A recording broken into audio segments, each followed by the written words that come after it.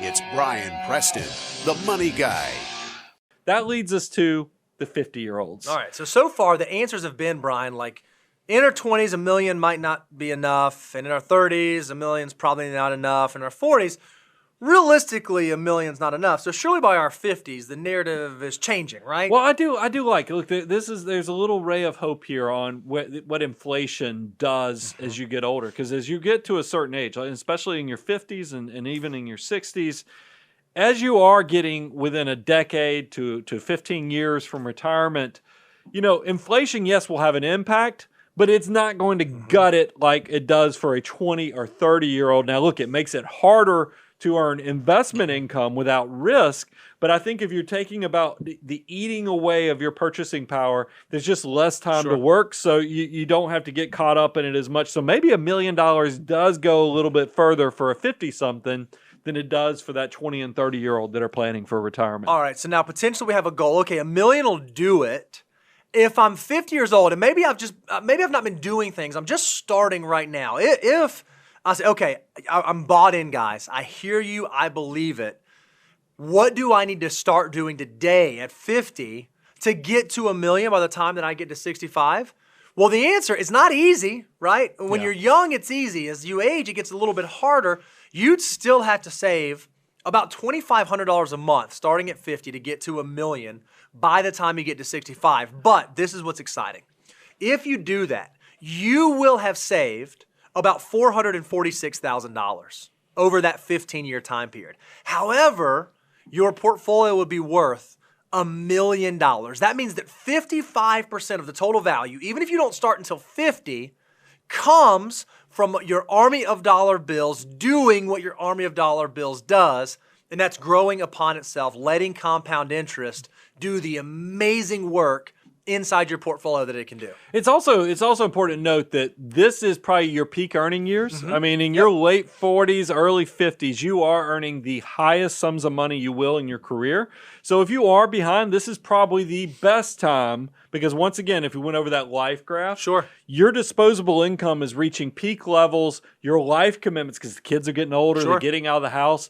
This probably is the time that hopefully you can renew your vow and your purpose of saving, that you can save 30, 40, even 50%. So it's not all lost, especially when you think about the fact that still 55% is going to come from your army of dollar bills. I say get excited and get motivated. Find the solution. Don't start woe-ising me yet. So we know that, again, inflation is still present. So $1 million today will not be exactly worth $1 million tomorrow.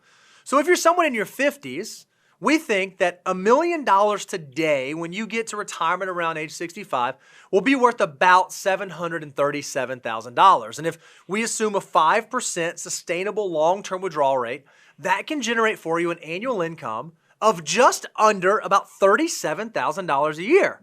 Well, $37,000 a year is that sounds like a meaningful income. That's actually some substantial income replacement relative to the median income of the average American presently today. So I think the answer now, the needle gets moved from no to probably no to now maybe. Because there's also another variable that's sitting out there. I always get nervous about telling 20 and 30 and even 40-year-olds to count on Social Security because we just don't know. That system has struggles. But I think once you're in your 50s, there is a chance if you take into what your portfolio can generate, that mid-30s level, plus what you'll make in Social Security, we're getting into mid-$50,000 range. Maybe that's viable for certain people. Yeah, Daniel was great. He pulled this. I think he found that the average Social Security income for folks in the country is a little over, somewhere between $18,000 to $19,000 a year.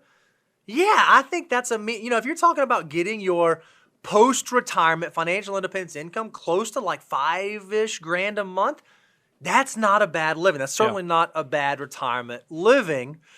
But maybe you say, okay, well, $1 million sounds, okay, there's a maybe. What would it take to take that maybe and move it into like we can do this. This is financial independence. How much do you need? So again, if we want to replace 100% of our pre-retirement income, we can earn 8% on our investments. Our wages increase at about 3% per year. And at 65, we think a 5% withdrawal rate will be sustainable over the long term. We know that a 55-year-old right now, median income in this country is about $52,000. So for that person, the median American in this country, to be able to replace that income when they get to retirement, they would need about $1.4 million. So it's more than $1 million. It's not, $1 million didn't quite hit it. They would need to be at about $1.4 million to replace 100% of that pre-retirement income. And I want to add a little more depth to this, because this is people getting close to thinking about this. That 1.4 million is the equivalent of about $70,000 a year. That's great. And then if you stack in on top of that Social Security, I mean, we are getting into some decent, if you just could do this. So let's talk about what you'd have to have invested. You would have to have about $599,000 invested, and that's going to get you a lot closer. And here's what's cool. Yes, you would still need to keep investing in saving for the future, but it's only around $402 a month. See, I think that's what's so exciting. Remember, we said if you started from a dead stop, from dead zero, just to get to $1 million, you had to be saving like $2,500 a month. $1,000. I mean, right? It's multiple thousands of dollars a month. And yet, if you were able to do some of the work and you're able to build some of the wealth and you're able to get there, all that's required from a saving standpoint, if you've already accumulated that $600,000, is $400 a month, which is sustainable and attainable, especially if you're someone who has a median income of $52,000 a year. Yeah, that's great. So I think all of our 50-year-olds, once again, take inventory. You can see the horizon on the future of what financial independence looks like. You can now figure out, hey, what do I need to do? Do I need to take my foot off the accelerator? Do I need to think about risk management, or do I need to save even more? Take inventory so you can prepare for that next stage, that next decade, so that you hit retirement right.